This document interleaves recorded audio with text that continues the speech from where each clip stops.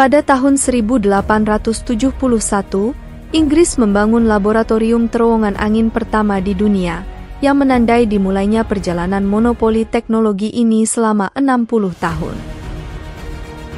Bagi Tiongkok yang baru berdiri saat itu, ini merupakan pencapaian teknologi yang luar biasa. Namun 30 tahun lalu, teknologi terowongan angin Tiongkok masih jauh tertinggal dari negara-negara maju, sehingga beberapa pakar Amerika menyatakan bahwa Tiongkok tidak akan mampu mengejar mereka dalam waktu 50 tahun. Namun, para ilmuwan Tiongkok tidak berhenti, tetapi justru menganggap ejekan ini sebagai kekuatan pendorong untuk kemajuan. Dalam dekade terakhir, para ilmuwan Tiongkok telah memulai inovasi independen dan telah membuat banyak prestasi luar biasa. Dan pada tahun 2023, para ilmuwan Tiongkok telah berhasil mengembangkan terowongan angin hipersonik JF-22. Kecepatan angin terowongan angin ini dapat mencapai 33 Mach yang mencengangkan, bahkan melebihi 30 Mach dari terowongan angin hipersonik terbaru di Amerika Serikat. Pencapaian ini mengejutkan para ahli Amerika karena cukup membuktikan bahwa teknologi terowongan angin Tiongkok 20 tahun lebih maju dari Amerika Serikat. Jadi, seberapa hebat terowongan angin hipersonik JF-22? Bagaimana Tiongkok mencapai terobosan teknologi dan berhasil berada di atas Amerika Serikat selama 20 tahun? Teknologi terowongan angin, meskipun konsep ini terdengar agak aneh, sebenarnya sangat erat kaitannya dengan kehidupan kita. Sejak awal pengembangan pesawat terbang, teknologi terowongan angin telah digunakan untuk mempelajari dinamika aliran udara benda terbang. Namun, seiring kemajuan teknologi dan perluasan bidang aplikasi, jejak teknologi terowongan angin mulai menyebar ke seluruh bidang penerbangan. Biasanya, penerbangan pesawat pada dasarnya dilakukan di langit, tetapi di darat, kita tidak dapat secara langsung menguji kinerja penerbangan pesawat, terutama saat pesawat ini masih dalam tahap desain. Hal ini memerlukan intervensi teknologi terowongan angin. Sederhananya, kita dapat membuat model pesawat yang diperkecil dan memasangnya di terowongan angin. Kemudian, aliran udara berkecepatan tinggi yang dihasilkan oleh terowongan angin meniup model tersebut untuk mensimulasikan berbagai lingkungan aliran udara dari pesawat sungguhan yang terbang di langit. Dengan cara ini, sebelum pesawat benar-benar diproduksi, kinerja penerbangannya dapat diprediksi dan dianalisis untuk memastikan rasionalitas dan keamanan desainnya. Namun jika menilik kembali sejarah, perkembangan teknologi terowongan angin di berbagai negara di dunia dapat dikatakan luar biasa.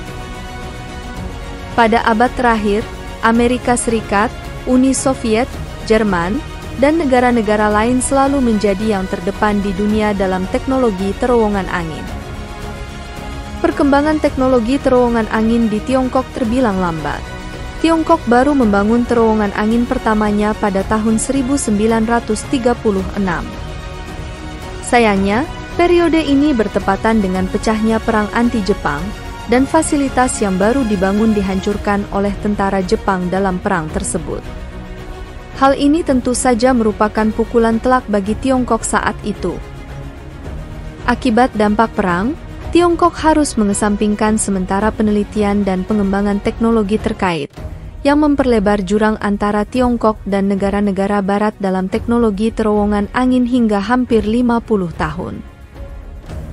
Meskipun menghadapi banyak kesulitan, Tiongkok tidak menyerah dalam perjalanan teknologi terowongan angin. Setelah perang, para ilmuwan Tiongkok memulai kembali penelitian teknologi terowongan angin dengan tekad yang kuat, tetapi tidak ada terobosan penting yang dibuat selama lebih dari 10 tahun. Baru pada tahun 1955, situasi penelitian terowongan angin di Tiongkok akhirnya berbalik.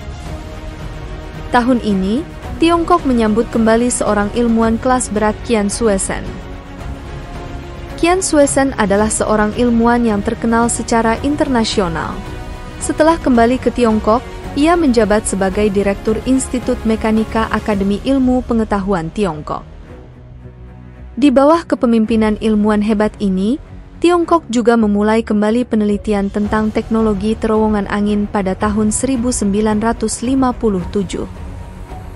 Selama periode ini pula Tiongkok berhasil mengembangkan teknologi inovatif yaitu tabung kejut yang digerakkan oleh pembakaran hidrogen oksigen.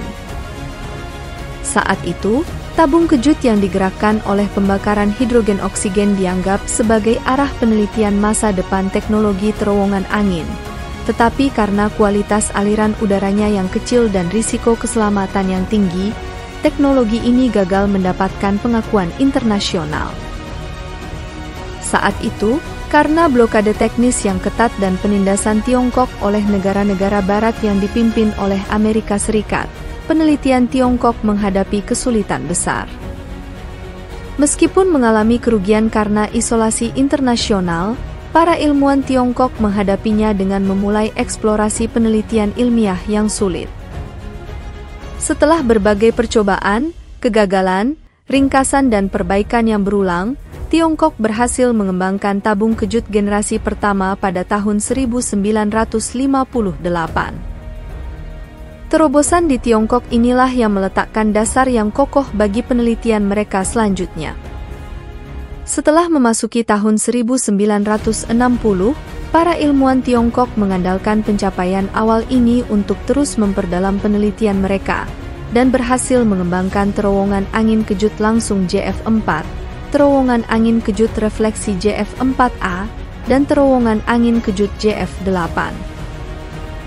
Pada tahun 1990, pengalaman yang terkumpul ini membantu Tiongkok membangun terowongan kejut entalpi tinggi yang digerakkan oleh detonasi hidrogen oksigen, yang tidak hanya menjadi terowongan kejut pertama yang berhasil dioperasikan di dunia, tetapi juga meletakkan dasar yang kokoh bagi pengembangan Tiongkok di bidang penelitian terowongan angin hipersonik. Dengan datangnya abad ke-21, komunitas penelitian ilmiah global telah menunjukkan antusiasme yang besar terhadap penelitian dan pengembangan mesin scramjet hipersonik. Ilmuwan Tiongkok juga sangat menyadari pentingnya mengeksplorasi teknologi hiper-super, sehingga pada tahun 2006, mereka mengusulkan untuk membangun terowongan kejut yang dapat mereproduksi kondisi penerbangan hipersonik dan dengan cepat memperoleh persetujuan pemerintah. Pada bulan Januari 2008, mimpi ini secara resmi diluncurkan di bawah kepemimpinan laboratorium negara. Terowongan kejut ini, yang diberi nama JF-12, dikembangkan berdasarkan metode detonasi hidrogen oksigen dan eksplorasi teknologi terowongan angin yang digerakkan oleh detonasi. Setelah 4 tahun upaya tak henti-hentinya, terowongan kejut JF-12 akhirnya dikembangkan dan diterima pada 14 Mei 2012. Terowongan angin tersebut bukan hanya terowongan angin gelombang kejut hipersonik terbesar di dunia saat itu, tetapi juga terowongan angin pertama di dunia yang dapat secara akurat mereproduksi kondisi penerbangan hipersonik. Kemunculannya berhasil memecahkan masalah yang telah mengganggu uji coba darat hipersonik selama 60 tahun. Ini juga menandai bahwa teknologi terowongan angin Tiongkok secara resmi memasuki eselon pertama dunia. Namun Tiongkok tidak berhenti di situ. Pada tahun 2018, Tiongkok mengumumkan berita yang mengejutkan. Mereka secara resmi akan memulai proyek penelitian baru yang disebut terowongan angin JF-22 Hyperspeed. Tujuan Tiongkok kali ini sangat jelas, adalah untuk memenuhi kebutuhan akan teknologi penerbangan pulang pergi antara bumi dan langit, dan eksplorasi batas dinamika gas suhu tinggi, sehingga dapat memecahkan masalah penelitian eksperimental pada teknologi penerbangan kecepatan tinggi. Begitu berita ini dirilis, hal itu dipertanyakan dan tidak dipercaya oleh beberapa profesional di Amerika Serikat, karena mereka merasa bahwa Tiongkok baru saja menyelesaikan pengembangan terowongan angin gelombang kejut JF-12 dan tidak mungkin untuk memulai penelitian baru secepat itu. Namun pada Juli 2023, Tiongkok mengumumkan kepada dunia bahwa eksperimen terowongan angin kecepatan tinggi JF-22 telah sepenuhnya dibangun dan lulus penerimaan. Jadi, seberapa kuat terowongan angin kecepatan tinggi JF-22. Sebagai tempat lahirnya pengembangan pesawat generasi baru, terowongan angin hipersonik JF-22 dapat mensimulasikan rentang ketinggian yang sangat luas, yang dapat mencapai hampir ke wilayah antariksa, yaitu wilayah dengan ketinggian antara 20.000 meter hingga 100.000 meter.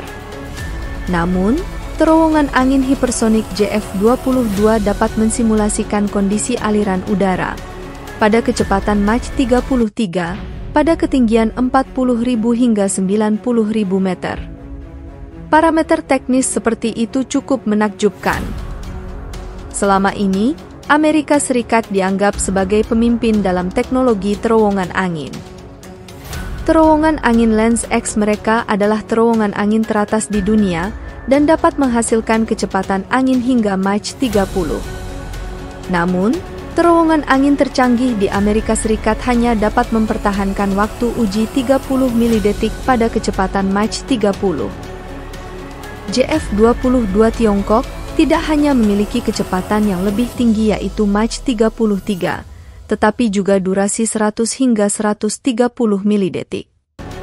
Indikator kinerja ini jauh melampaui teknologi terowongan angin serupa di Amerika Serikat. Jika Tiongkok menerapkan teknologi terowongan angin ini pada sistem perjalanan pulang pergi dari bumi ke luar angkasa, potensi manfaat ekonomi dan nilai strategisnya tidak akan terukur. Misalnya, dalam hal peluncuran satelit atau pesawat ruang angkasa, teknologi ini dapat sangat mengurangi biaya peluncuran, dan diperkirakan dapat mengurangi biaya hingga 90%. Selain itu, jika teknologi ini diterapkan pada pembuatan senjata hipersonik, maka pada kecepatan Mach 33, senjata tersebut dapat terbang sekitar 10 km dalam 1 detik.